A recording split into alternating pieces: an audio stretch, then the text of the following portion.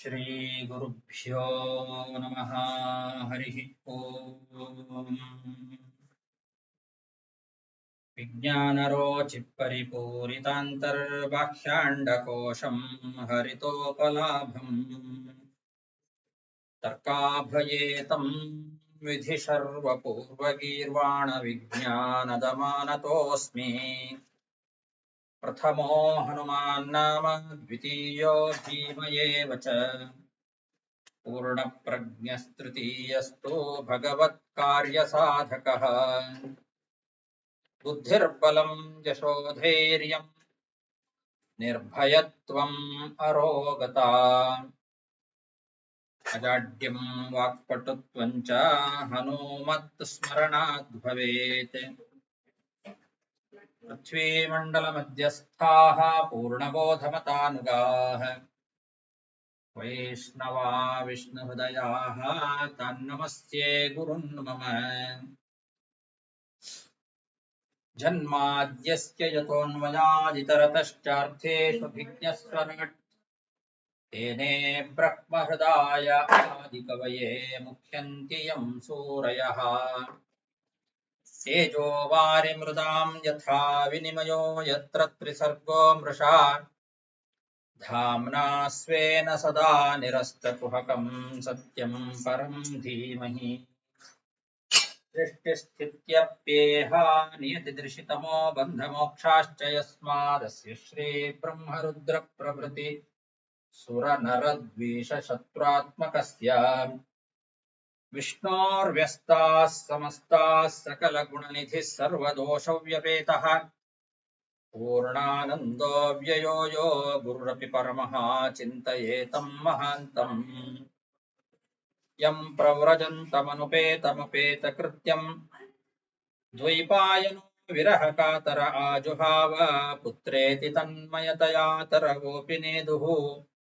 ತಂ ಸರ್ವಭೂತಹೃದಯಂ ಮುನಿಮಾನತೋಸ್ಮಿ. ಶ್ರೀಗುರುಭ್ಯೋ ನಮಃ.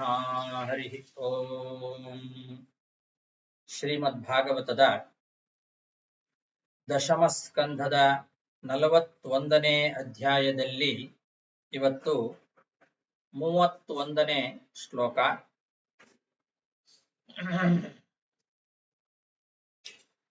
ಜನೇಷ್ವೇವಂ ಬ್ರುವಾಣೇಷು ತೂರ್ಯೇಷು ನಿನದತ್ಸು ಚ.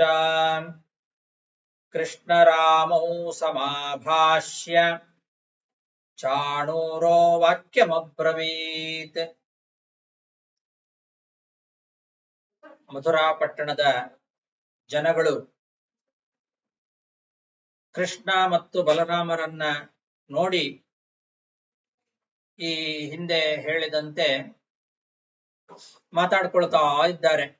ಇವರಿಬ್ರು ಅಂಥ ಕೆಲಸ ಮಾಡಿದ್ರು, ಇಂಥ ಕೆಲಸ ಮಾಡಿದ್ರು, ಸಾಕ್ಷಾತ್ ಭಗವಂತನ ಅಂಶದಿಂದ ಅವತಾರ ಮಾಡಿದವರು ಇವರು, ಸಾಧಾರಣ ಮನುಷ್ಯರಲ್ಲ ಇವರು ಅಂತ ಹೀಗೆಲ್ಲ ಜನ ಮಾತಾಡ್ಕೊಳ್ತಾ ಇರುವಾಗ್ಲೇನೆ ವಾದ್ಯಗಳೆಲ್ಲ ಮೊಳಗಿದುವಂತೆ. ಸೂರ್ಯ ಮೊದಲಾದಂತಹ ವಾದ್ಯಗಳು ಮೊಳಗುತ್ತಾ ಇದ್ದಾವೆ. ಅದೇ ಸಮಯದಲ್ಲೇ ಚಾಣೂರ ಎಂಬಂತಹ ಒಬ್ಬ ಮಲ್ಲ ಏನಿದ್ದಾನೆ, ಅವನು ಕೃಷ್ಣ ಮತ್ತು ಬಲರಾಮರನ್ನ ಕರೆದು ಹೇಳಿದ್ದಂತೆ. ಚಾಣೂರ ಎಂಬಂತಹ ಒಬ್ಬ ಮಲ್ಲ.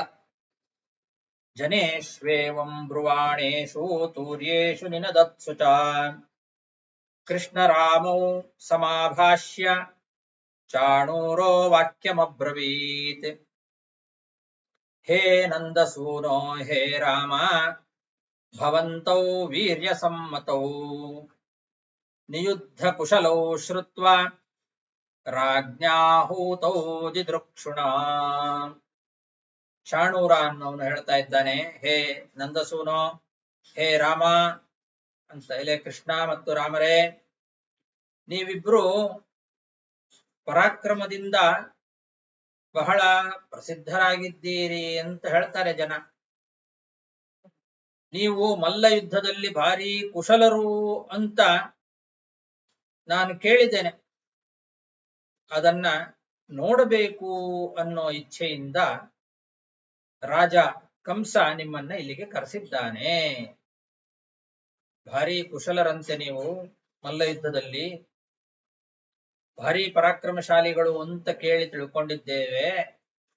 ಅದನ್ನ ಕಣ್ಣಾರೆ ಕಾಣಬೇಕು, ನೋಡಬೇಕು ಅನ್ನೋ ಅಪೇಕ್ಷೆಯಿಂದಲೇ ರಾಜನಾದಂತಹ ಕಂಸ ನಿಮ್ಮನ್ನು ಕರೆಸಿದ್ದಾನೆ ಅಂತ ಚಾಣೂರ ಹೇಳ್ತಾ ಇದ್ದಾನೆ.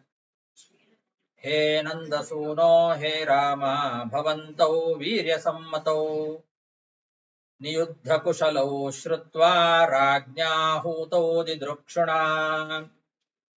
ಪ್ರಿಯಂ ರಾಜ್ಞ ಪ್ರಕುರ್ವಂತ್ಯಃ ಶ್ರೇಯೋ ವಿಂದಂತಿ ವೈ ಪ್ರಜಾಃ ಮನಸಾ ಕರ್ಮಣಾ ವಾಚಾ ವಿಪರೀತಮತೋನ್ಯಥಾ.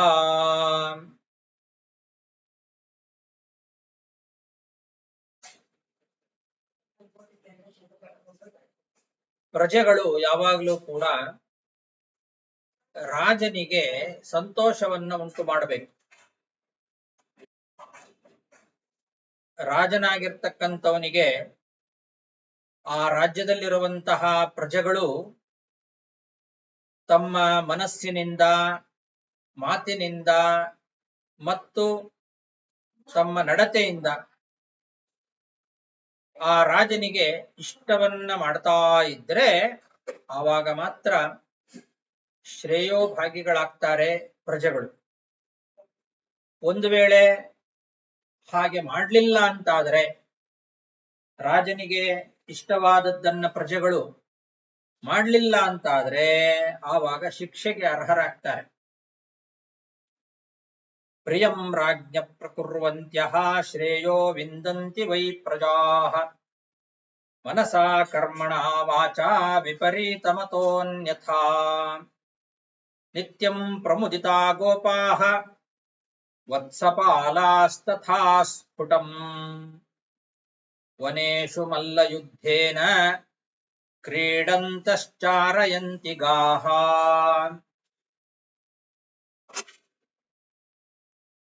ನಿಮ್ಮಂತಹ ಗೋಪಾಹ ದನಕಾಯವರು ಮತ್ತೆ ವತ್ಸಪಾಲಾಹ ಕರುಗಳನ್ನ ಕಾಯ್ತಕ್ಕಂಥವ್ರು, ಅವರು ಏನ್ ಮಾಡ್ತಾರೆ, ಕಾಡುಗಳಲ್ಲಿ ಯಾವಾಗಲೂ ಸಂತೋಷದಿಂದ ಜಟ್ಟಿ ಕಾಳಗಗಳನ್ನ ಆಡ್ತಾ ದನ ಮೇಯಿಸ್ತಾರೆ. ಕಾಡಿನಲ್ಲಿ ಜಟ್ಟಿ ಕಾಳಗ, ಮಲ್ಲಯುದ್ಧ, ವನೇಶು ಮಲ್ಲಯುದ್ಧೇಶು, ಕಾಡಿನಲ್ಲಿ ಮಲ್ಲಯುದ್ಧವನ್ನ ಮಾಡ್ತಾ ಗಾಹಚಾರಯಂತಿ ದನ ಕಾಯಿಸ್ತಾರೆ. ಅದು ಎಲ್ರಿಗೂ ಗೊತ್ತಿರೋದೇ ವಿಷಯ. ನೀವು ದನ ಕಾಯೋರು, ದನಗಳನ್ನ ಕರುಗಳನ್ನ ಕಾಯ್ತಕ್ಕಂಥವ್ರು, ಕಾಡಿನಲ್ಲಿ ನೀವು ಆಟ ಆಡ್ತಕ್ಕಂಥವ್ರು. ನಿತ್ಯಂ ಪ್ರಮುದಿತಾ ಗೋಪಾಃ ವತ್ಸಪಾಲಾಸ್ತಥಾ ಸ್ಫುಟಂ ವನೇಷು ಮಲ್ಲಯುದ್ಧೇನ ಕ್ರೀಡಂತಶ್ಚಾರಯಂತಿ ಗಾಃ ತಸ್ಮಾದ್ ರಾಜ್ಞ ಪ್ರಿಯಂ ಯೂಯಂ ವಯಂ ಚ ಕರವಾಮಹೇ ಭೂತಾನಿ ನ ಪ್ರಸೀದಂತಿ ಸರ್ವಭೂತಮಯೋ ನೃಪಃ. ಹಾಗಾಗಿ ನೀವು ಕಾಡಲ್ಲಿ ಸಂತೋಷದಿಂದ ಜಟ್ಟಿ ಕಾಳಗವನ್ನು ಮಾಡ್ತಾ ಇರ್ತೀರಲ್ಲ, ಹಾಗಾಗಿ ನಾವು ಎಲ್ಲ ಸೇರಿ ಇವಾಗ ನಮ್ಮ ರಾಜನಿಗೆ ಇಷ್ಟವಾಗುವ ರೀತಿಯಲ್ಲಿ ಜಟ್ಟಿ ಕಾಳಗವನ್ನ ಮಾಡೋಣ. ಆವಾಗ ಪ್ರಜೆಗಳು ನಮ್ಮ ಮೇಲೆ ಪ್ರಸನ್ನರಾಗ್ತಾರೆ. ಯಾಕೆ ಅಂತಂದ್ರೆ, ರಾಜ ಅಂತಂದ್ರೆ ಅವನು ಎಲ್ಲ ಪ್ರಜೆಗಳಿಗೆ ಒಡೆಯ. ಸರ್ವಭೂತಮಯೋ ನೃಪಃ. ರಾಜ ಅಂದ್ರೆ ಅವನು ಸರ್ವಭೂತಮಯ, ಅಂದ್ರೆ ಎಲ್ಲಾ ಪ್ರಜೆಗಳಿಗೂ ಕೂಡ ಅವನೇ ಒಡೆಯನಾಗಿರ್ತಕ್ಕಂಥವನು. ಹಾಗಾಗಿ ರಾಜನಿಗೆ ಇಷ್ಟವಾದ ಕೆಲಸವನ್ನ ಮಾಡಿದ್ರೆ ಪ್ರಜೆಗಳಿಗೂ ಇಷ್ಟ ಆಗ್ತದೆ, ಎಲ್ಲಾ ಪ್ರಜೆಗಳು ಪ್ರಸನ್ನರಾಗ್ತಾರೆ. ಹಾಗಾಗಿ ರಾಜನಿಗೆ ಇಷ್ಟವಾದಂತಹ ಆ ಜಟ್ಟಿ ಕಾಳಗವನ್ನ ಇವಾಗ ನೀವು ಎಲ್ಲ ಸೇರಿ ಮಾಡೋಣ ಅಂತಾನೆ ಚಾಣೂರ. ತಸ್ಮಾದ್ ರಾಜ್ಞ ಪ್ರಿಯಂ ಯೂಯಂ ವಯಂ ಚ ಕರವಾಮಹೇ ಭೂತಾನಿ ನ ಪ್ರಸೀದಂತಿ ಸರ್ವಭೂತಮಯೋ ನೃಪಃ ತನ್ನಿಶಮ್ಯಾಬ್ರವೀತ್ ಕೃಷ್ಣೋ ದೇಶಕಾಲೋಚಿತಂ ವಚಃ ನಿಯುದ್ಧಮಾತ್ಮನೋಭೀಷ್ಟಂ ಮನ್ಯಮಾನೋಭಿನಂದ್ಯ ಚ. ಈ ರೀತಿ ಆ ಚಾಣೂರ ಹೇಳಿದಾಗ ಅದನ್ನ ಕೇಳಿ ಕೃಷ್ಣ ಏನು ಮಾಡಿದ, ತನಗೂ ಕೂಡ ಈ ರೀತಿ ಮಲ್ಲ ಯುದ್ಧ ಮಾಡೋದು ಇಷ್ಟ ಅಂತ ತಿಳ್ಕೊಂಡು ಸಂತೋಷದಿಂದ ಅದನ್ನ ಒಪ್ಪಿಕೊಂಡ. ಮನಸ್ಸಿನಿಂದ ಆ ರೀತಿ ಇವನ ಜೊತೆಗೆ ಮಲ್ಲ ಯುದ್ಧವನ್ನ ಮಾಡೋದಕ್ಕೆ ಒಪ್ಪಿಕೊಂಡು ಮುಂದೆ ಹೇಳುವ ಮಾತನ್ನ ಹೇಳ್ತಾ ಇದ್ದಾನೆ. ಅದು ಎಂಥ ಮಾತು ಅಂದ್ರೆ, ದೇಶಕಾಲೋಚಿತಂ ವಚಃ ಅಂತಂದಿದ್ದಾರೆ. ಹೊರಗೆ ದೇಶ ಮತ್ತು ಕಾಲಗಳಿಗೆ ಹೊಂದಿಕೆಯಾಗುವಂತಹ ಮಾತು, ಅಂತಹ ಮಾತನ್ನ ಕೃಷ್ಣ ಅವನಿಗೆ ಹೇಳ್ತಾ ಇದ್ದಾನೆ. ತನ್ನಿಶಂ ಯಾಬ್ರವೀತ್ ಕೃಷ್ಣೋ ದೇಶಕಾಲೋಚಿತಂ ವಚಃ ನಿಯುದ್ಧಮಾತ್ಮನೋಭೀಷ್ಟಂ ಮನ್ಯಮಾನೋಭಿನಂದ್ಯ ಚ. ಏನ್ ಹೇಳಿದ ಕೃಷ್ಣ ಅಂದ್ರೆ, ಶ್ರೀ ಭಗವಾನುವಾಚ ಪ್ರಜಾ ಭೋಜಪತೇರ್ಯೂಯಂ ವಯಂ ಚಾಪಿ ವನೇಚರಾಃ ಕರವಾಮ ಪ್ರಿಯಂ ನಿತ್ಯಂ ತನ್ನ ಪರಮನುಗ್ರಹಃ. ಭಗವಂತ ಕೃಷ್ಣ ಹೇಳ್ತಾ ಇದ್ದಾನೆ, ನೀವು ಕಂಸನ ಪ್ರಜೆಗಳು, ನಗರದಲ್ಲಿ ವಾಸ ಮಾಡ್ತಕ್ಕಂಥವ್ರು. ನಾವು ಕಾಡಿನಲ್ಲಿ ವಾಸ ಮಾಡ್ತಕ್ಕಂಥವರು, ನಾವು ಕೂಡ ಕಂಸನ ಪ್ರಜೆಗಳೇ. ನೀವಾಗ್ಲಿ ಅಥವಾ ಕಾಡಿನಲ್ಲಿ ವಾಸ ಮಾಡುವ ನಾವಾಗ್ಲಿ ಎಲ್ಲರೂ ಕೂಡ ಆ ರಾಜನಾದಂತಹ ಕಂಸನ ಅಧೀನಕ್ಕೆ ಒಳಪಟ್ಟಂತಹ ಪ್ರಜೆಗಳೇ. ಆದ್ರಿಂದ ಅವನಿಗೇನು ಇಷ್ಟವೋ ನಮ್ಮ ರಾಜನಿಗೆ ಅದನ್ನೇ ನಾವು ಮಾಡೋಣ, ಅದು ನಮಗೆ ಒಳ್ಳೇದೇ ಅಂತಾನೆ. ಪ್ರಜಾ ಭೋಜಪತೇರ್ಯೂಯಂ ವಯಂ ಚಾಪಿ ವನೇಚರಾಃ ಕರವಾಮ ಪ್ರಿಯಂ ನಿತ್ಯಂ ತನ್ನ ಪರಮನುಗ್ರಹಃ. ಬಾಲಾ ವಯಂ ತುಲ್ಯಬಲೈಃ ಕ್ರೀಡಿಷ್ಯಾಮೋ ಯಥೋಚಿತಂ ಭವೇನ್ನಿಯುದ್ಧಂ ಮಾ ಧರ್ಮಃ ಸ್ಪೃಶೇನ್ ಮಲ್ಲಸಭಾಸದಃ. ಒಳ್ಳೇದೇ, ಅವನಿಗೆ ಇಷ್ಟವಾದದ್ದನ್ನ ಮಾಡೋದೇನಿದೆ ಅದು ನಮಗೂ ಒಳ್ಳೇದು, ನಿಮಗೂ ಒಳ್ಳೇದು. ಆದರೆ ಕೃಷ್ಣ ಹೇಳ್ತಾನೆ, ಇದೆ ಚಾಣೂರ ಮಲ್ಲ, ನಾವು ಬಾಲಕರು, ಮಕ್ಕಳು. ನಾವು ಯಥೋಚಿತವಾಗಿ ಮಲ್ಲಯುದ್ಧ ಅಂತನ್ನೋದು ಸಮಾನ ಬಲ ಇರುವಂತವರ ಜೊತೆಗೆ ಆಗಬೇಕು. ಸಮಾನ ಬಲ ಇರುವಂತವರ ಜೊತೆಗೆ ಕುಸ್ತಿ ಪಂದ್ಯ ಅಂತನ್ನೋದನ್ನ ಆಡ್ತಕ್ಕಂಥವ್ರು ನಾವು ಬಾಲಕರು, ಹುಡುಗರು ನಾವೆಲ್ಲ. ತುಲ್ಯಬಲೈಹಿ ಕ್ರೀಡಿಷ್ಯಾಮಃ, ನಮ್ಮ ಸಮಾನ ಬಲ ಇರುವಂತಹ ಬಾಲಕರ ಜೊತೆಗೆ ಆಟ ಆಡ್ತಕ್ಕಂತಹ ಹುಡುಗರು ನಾವು. ಯಾವಾಗ್ಲೂ ಕುಸ್ತಿ ಪಂದ್ಯ ಏನಿದೆ, ಮಲ್ಲ ಯುದ್ಧ, ಅದು ಸಮಾನ ಬಲ ಇರ್ತಕ್ಕಂಥವರಲ್ಲೇ ನಡಿಬೇಕು, ಅದೇ ನಿಯಮ. ಆವಾಗ ಸಭೆಯಲ್ಲಿ ಕೂತಂತಹ ಜನ ಏನಿದ್ದಾರಲ್ಲ, ಪ್ರೇಕ್ಷಕರು ನೋಡ್ತಕ್ಕಂಥವ್ರು, ಅವರಿಗೆ ಅದು ಸಂತೋಷವನ್ನ ಉಂಟು ಮಾಡ್ತದೆ, ಜೊತೆಗೆ ಪಾಪನೂ ಬರೋದಿಲ್ಲ ಅಂತಾನೆ. ಅಧರ್ಮ, ಸಮಾನ ಬಲ ಇರ್ತಕ್ಕಂಥವರಲ್ಲಿ ಮಲ್ಲ ಯುದ್ಧ ನಡೆದ್ರೆ ಅದು ಅಧರ್ಮ ಅಲ್ಲ, ಅದನ್ನು ಕುತ್ಕೊಂಡು ನೋಡಬಹುದು ಜನ. ಅದಿಲ್ಲದೆ ಸಮಾನ ಬಲ ಇಲ್ಲದೆ ಇರ್ತಕ್ಕಂಥವ್ರ ಜೊತೆಯಲ್ಲಿ ಮಲ್ಲ ಯುದ್ಧ ನಡೀತಾ ಇದ್ರೆ ಅದನ್ನು ಕುತ್ಕೊಂಡು ನೋಡೋರಿಗೂ ಪಾಪ ಬರ್ತದೆ. ನಾವೆಲ್ಲ ಮಕ್ಕಳು, ಕಾಡಿನಲ್ಲಿ ನಮ್ಮ ತುಲ್ಯ ಬಲ, ಸಮಾನ ಬಲ ಇರ್ತಕ್ಕಂಥವ್ರ ಜೊತೆಗೆ ಆಟ ಆಡ್ತಕ್ಕಂಥವ್ರು. ಬಾಲಾ ವಯಂ ತುಲ್ಯ ಬಲೈ ಕ್ರೀಡಿಷ್ಯಾಮೋ ಯಥೋಚಿತಂ ಭವೇನ್ನಿಯುದ್ಧಂ ಆಧರ್ಮಃ ಸ್ಪೃಶೇನ್ ಮಲ್ಲಸಭಾಸದಃ. ಚಾಣೂರ ಉವಾಚ. ಅದಕ್ಕೆ ಚಾಣೂರ ಹೇಳ್ತಾನೆ, ನ ಬಾಲೋ ನ ಕಿಶೋರಸ್ತ್ವಂ ಬಲಶ್ಚ ಬಲಿನಾಂ ವರಃ ಲೀಲಯೇ ಭೋ ಹತೋ ಯೇನ ಸಹಸ್ರ ದ್ವಿಪ ಸತ್ವಭೃತ್. ಚಾಣೂರ ಹೇಳ್ತಾನೆ, ಕೃಷ್ಣ ನೀನೇನು ಬಾಲನ, ನೀನು ಬಾಲನೂ ಅಲ್ಲ, ಕಿಶೋರನೂ ಅಲ್ಲ, ಮತ್ತೆ ಈ ನಿಮ್ಮ ಅಣ್ಣ ಇದ್ದಾನಲ್ಲ ಬಲರಾಮ, ಅವನು ಅಷ್ಟೇ. ನೀವಿಬ್ರೂ ಕೂಡ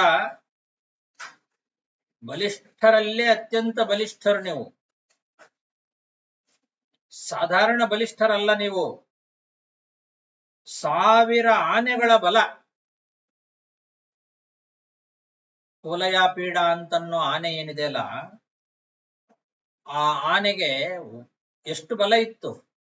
1000 ಆನೆಗಳಿಗೆ ಇರುವಂತಹ ಶಕ್ತಿ ಅದು ಒಂದೇ ಆನೆಗೆ ಇತ್ತು. ಅಂತಹ ಕೋಲಯಾಪೀಡ ಅಂತನ್ನೋ ಆನೆಯನ್ನೇ ನೀವು ಅನಾಯಾಸವಾಗಿ ಕೊಂದು ಬಿಟ್ಟಿದ್ದಿ. ಅಂತಹ ನೀನು ಶಿಶುವೇನು, ಬಾಲಕ ಏನು ನೀನು ಅಂತಾನೆ ಚಾಣೂರ. ನೀನು ಬಾಲ ಅಲ್ಲ, ನೀನು ನ ಬಾಲೋ ನ ಕಿಶೋರಸ್ತ್ವಂ ಬಲಶ್ಚ ಬಲಿನಾಂ ವರಹ ಲೀಲಯೇ ಭೋ ಹತೋ ಯೇನ. ಇಭ ಅಂದ್ರೆ ಆನೆ, ಕೋಲಯಾಪೀಡ. ಲೀಲಯ ಇಭೋ ಹತೋ ಯೇನ ಸಹಸ್ರ ದ್ವಿಪ ಸತ್ವಭೃತ್.